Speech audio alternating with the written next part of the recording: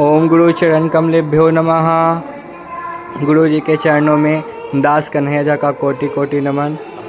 गुरु जी, मेरा आपसे एक प्रश्न है कि आजकल सोशल मीडिया पे लोग बहुत सारे बोलते हैं कि पृथ्वी पे जो भी मनुष्य कर्म करते हैं उसका दंड उसको ऊपर जाके मिलता है। तो क्या शरीर तो यहाँ पे जल जाता है, तो किसको वहाँ पे दंड मिलता है, बताने की कृपा करें। ओम श्री विष्णवे नमः। ओम श्री गया गदाधराय नमः। श्री बाबा पिता महेश्वराय नमः।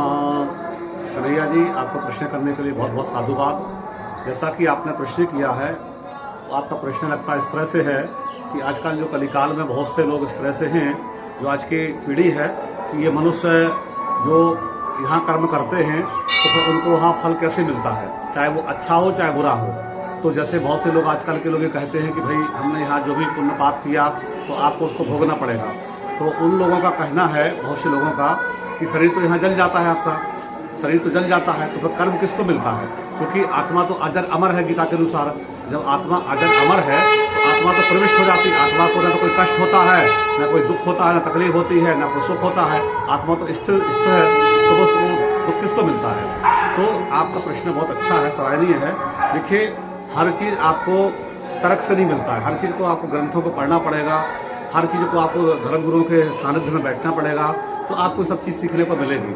हर चीज़ का एक समझने का एक गुरु होते हैं जो आपको अच्छे से समझा सकते हैं। तो धर्म ग्रंथों को सिर्फ पढ़ने से या समझने से, जो गुरुओं की बातें हैं, माता पिता की बातें हैं, धर्म की बातें हैं, भगवान की जो चीज़ें हैं, उनका एक संविधान है धर्म का। उससे बैठेंगे, उसके बैनर तले, तो आपको सारी चीज़ों का प्रश्न का उत्तर अपने आप पता मिल जाएगा। क्योंकि शरीर कितने प्रकार का होता है, पहले ये बताइए। शरीर आपका 3 प्रकार का होता है। एक शरीर होता है आपको स्थूल शरीर, जो हमने पाया है, जिसको आप देख रहे हैं। दूसरा होता है सूक्ष्म शरीर, और तीसरा होता है काम शरीर, अर्थात काम शरीर। तो आपको जब ये शरीर जल जाता है, ये तो मिट्टी है, जल गया, आत्मा प्रविष्ट हो गई।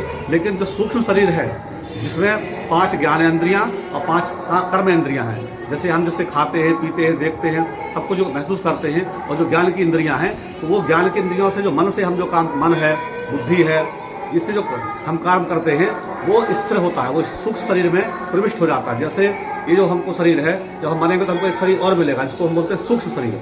तो वो जैसे एक, हम आपको आज की भाषा में समझाने का प्रयास करेंगे।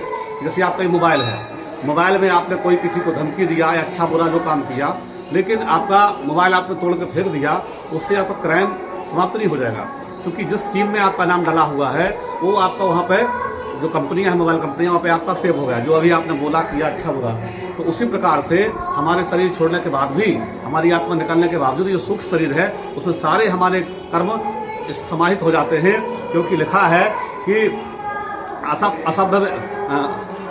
अवश्यमेव भोक्तव्यम कित कर्मो शुभाशुभम न क्षीयते कर्मो कल्प कोटि शतैरपि।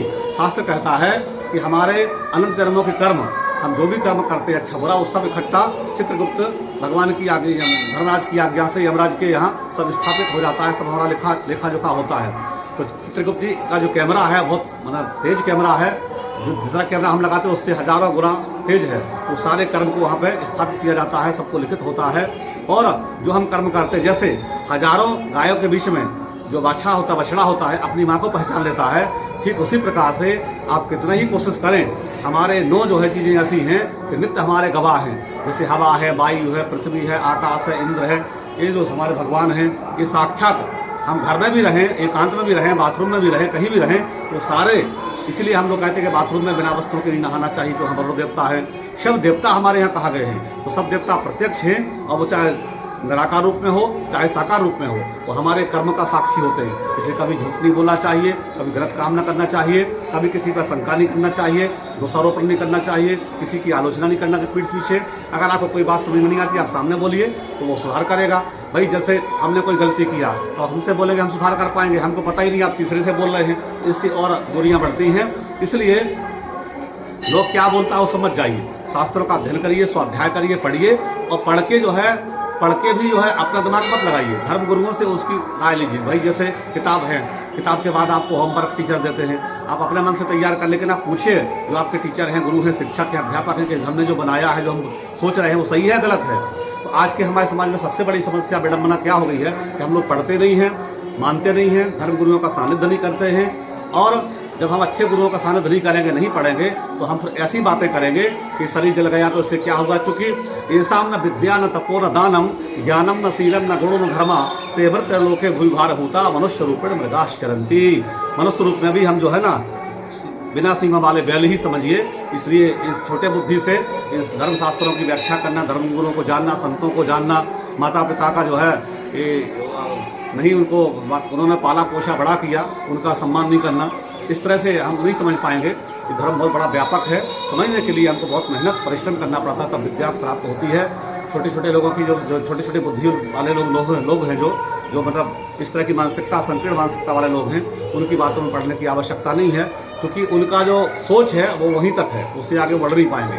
उसके लिए बहुत मेहनत अध्ययन करना पड़ता है। विद्या पाने के लिए कोई सामान्य कार्य नहीं करना पड़ता। हम लोग बचपन से लगे हुए हैं इसमें, गुरुओं का चरण दबाना, उनकी सानिध्य में बैठना, उनकी बात को पालन करना, हम क्या कर सकते हैं उनके लिए, ये हमारा प्रयास होना चाहिए। विद्या लेने के लिए बहुत घर द्वार छोड़ के, तब जो है ना हम लोग बचपन से छोड़े घर द्वार, माता पिता परिवार को छोड़ के, सुख सुविधा को छोड़ के त्यागे, तब विद्या ग्रहण होती है। आजकल लोग सोचता है कि हम व्हाट्सएप यूनिवर्सिटी से सब प्राप्त हो जाएं, ये संभव नहीं है बेटा। इसलिए मुझे विश्वास है कि उनको प्रश्न का उत्तर मिला होगा। अस्तु कल।